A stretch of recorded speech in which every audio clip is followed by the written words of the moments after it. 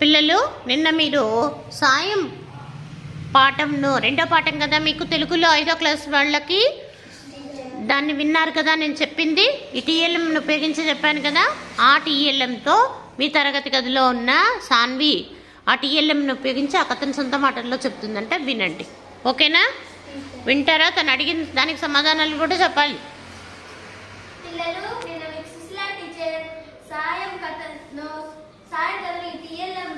ఉపయోగించి చెప్పారు కదా. ఇప్పుడు ఈ టీఎల్ఎం ఉపయోగించి నేను సాయం కథను సొంత మాటల్లో చెప్తున్నాను. ఈ అబ్బాయి రాము చూసాడా? ఈ అబ్బాయి రాముకి పక్షులు అంటే చాలా ఇష్టం. రోజు వాళ్ళ ఇంటికాడ ఉన్న కరెంట్ తీగలు మీద చాలా పక్షులు ఉంటాయి. ఆ కిలకిల రావాలకి మరీ ఇష్టం రాముకి. ఒకరోజు రాగానే పక్షులు పోల్ పైన కూర్చున్నాయి, కరెంట్ తీగల పైన కూర్చున్నాయి. కొంతసేపు తర్వాత అన్ని పక్షులు ఎగిరిపోయాయి, కానీ ఒక పక్షి మాత్రం అలానే ఉంది. అప్పుడు రాము వాళ్ళ అమ్మను పిలిచి, అమ్మ అమ్మ, ఆ పక్షి మాత్రం అక్కడే ఉండిపోయింది, ఎందుకమ్మా అని అడిగాడు.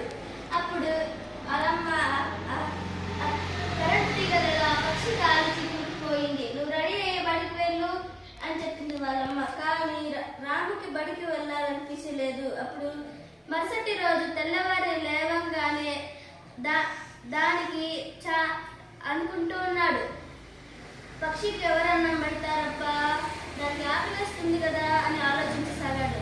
తెల్లవారగానే చాలా పక్షులు దానికి ఆహారం అందించాయి.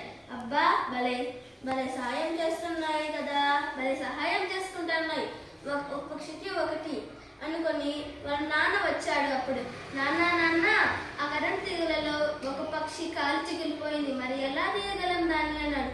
అది కరెంటు పని, మనం చేయలేము, ఆఫీస్ వాళ్ళకి చెప్తే వాళ్ళు వచ్చి చేస్తారు అని చెప్పాడు. నువ్వు రెడీ అయ్యి బడికి వెళ్ళు, అది మరి చూద్దాం అని చెప్పాడు వాళ్ళ నాన్న. అప్పుడు బ్యాగ్ తగిలించుకొని బడికి వెళ్తూ ఉంటే ఆ పక్షి గుర్తుకొస్తుంది రాముకి. అప్పుడు మధ్యలో ఉన్న ఆఫీస్ దగ్గరికి వెళ్ళి ఆఫీసర్కి వివరించాడు ఆ పక్షి గురించి.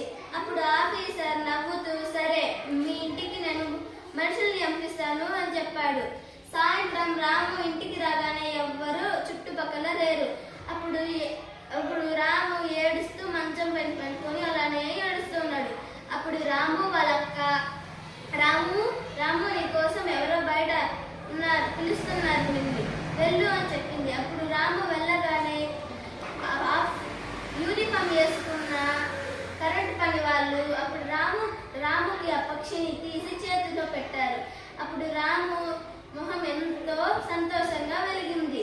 అప్పుడు రాము ఆ పక్షిని తీసుకొని కింద వదిలిపెట్టారు, కానీ దానికి ఎగిరేది కాలేదు, కాలు కొంచెం గాయమైంది. అప్పుడు రాము దాన్ని చూస్తూ ఉండగా కొంచెం పట్టు తిరిగి ఎగిరిపోయింది. ఈ కథ సాయం నచ్చిందా పిల్లలు?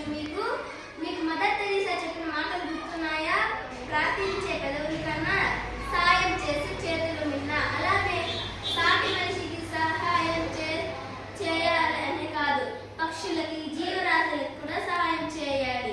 మరి మీరు ఈ కథకి ఏం పేరు పెట్టారు? సాయం కాకుండా వేరే పేరు.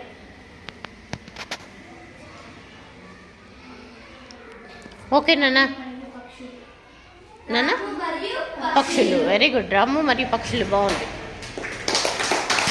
నచ్చిందా అమ్మాయి చెప్పిన కథ?